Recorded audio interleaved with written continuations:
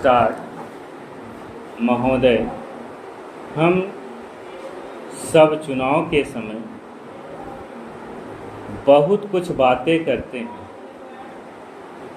आम आदमी के जीवन स्तर को बेहतर बनाने के लिए अपने घोषणा पत्रों में जिक्र करते हैं और नई नई योजनाएं बनाते हैं। इसमें हम सब लोग शामिल हैं, लेकिन उनका क्रियान्वयन क्यों नहीं हुआ? उन वायदों का क्रियान्वयन क्यों नहीं हुआ? इसके लिए हम हर तरह के बहाने बना देते हैं। तरह तरह के विधानों का जिक्र करते हैं और कहते हैं ये थोड़ी वित्तीय समस्या आ गई थी, वे थोड़ी दिक्कतें आ गई थी, ये थोड़ी अड़चनें आ गई थी, जिसकी वजह से जो वायदे किए गए थे उन वायदों की पूर्ति की दिशा में लोग सार्थक प्रयास नहीं कर पाए। हम लोग कुछ ऐसे परिणाम नहीं दे पाए जिन परिणामों का जिक्र हमने चुनाव के समय किया। इसीलिए ऐसी स्थिति हो गई है कि राजनीतिज्ञों का अवमूल्यन हो गया। राजनीतिज्ञों के प्रति आम लोगों की आस्था उठ गई है और उनमें लोगों का विश्वास उठता जा रहा है। जब हम लोग आम लोगों के बीच में जाकर यह बात कहते हैं कि हम उनकी बेहतरी के लिए कुछ कदम उठाना चाहते हैं, तो लोग हमें शंका की नज़रों से देखते हैं, आश्चर्य भरी नज़रों से देखते हैं और सोचते हैं इसके पीछे कोई न कोई राज होगा। इन लोगों का जो इस तरह की बातें कर रहे हैं,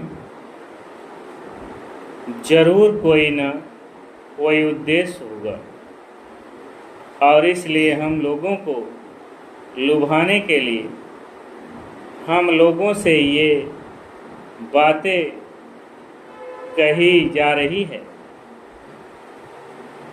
लेकिन जब बुनियादी ज़रूरतों को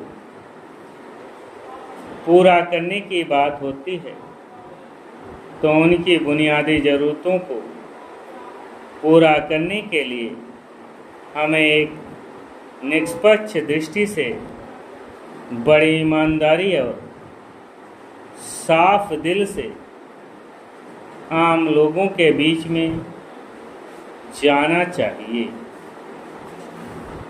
और केवल इतने ही वायदे करने चाहिए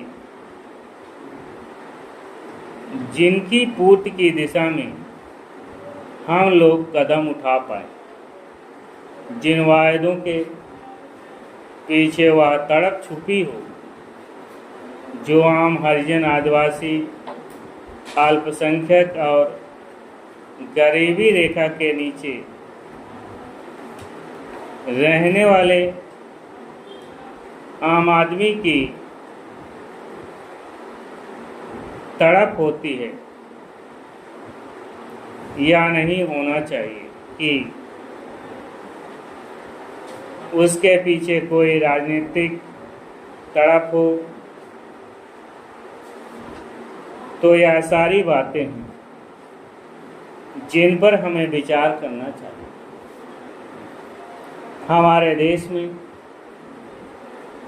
विलासितापूर्ण जीवन व्यतीत करने वाले लोगों की तरफ जब वे नज़र दौड़ाते हैं तो उनकी तरफ वे ईर्ष्या और घृणा से देखते हैं।